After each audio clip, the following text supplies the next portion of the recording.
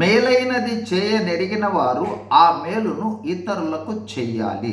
యాకోబు 4:17. దేవుని వాక్యమైన యాకోబు 4:17 నందు మేలైనది చేయనెరిగి అలాగు చెయ్యాలని, అలా చెయ్యకపోతే పాపము కలుగుతుందని హెచ్చరిస్తుంది.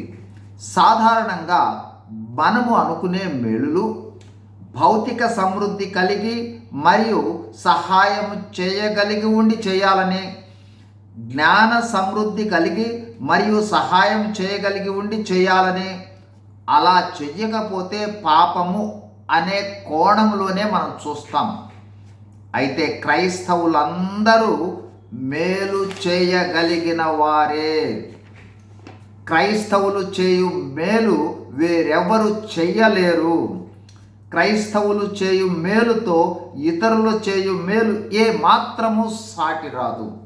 ఆ మేలు ఏమిటంటే చెప్పశక్యము కాని దేవుని వరమైన యేసు ప్రభువును, యేసు ప్రభువు ఇచ్చు రక్షణను, ఆ రక్షణను గూర్చి తెలుపు సువార్తను ఇతరులకు ప్రకటించుట. మరో విధంగా మారు మనసు పొంది రక్షణ సువార్తను నమ్ముడి అని ప్రకటించుట. రక్షణతో సాటి అయిన మేలు మరొకటి లేదు. రక్షణతో పరలోక ఆశీర్వాదాలన్నీ వస్తాయి. ఇహలోక ఆశీర్వాదాలకు కూడా వారసులవుతారు. చెప్పన్న శక్యమును మహిమాయుక్తమైన సంతోషము, ఆనందము వస్తుంది.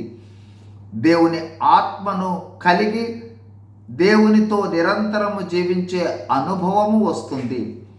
క్రైస్తవులు సువార్త ప్రకటింపకపోవుట మేలు చేయగలిగి చేయక పాపము చేయుట అనే అర్థము.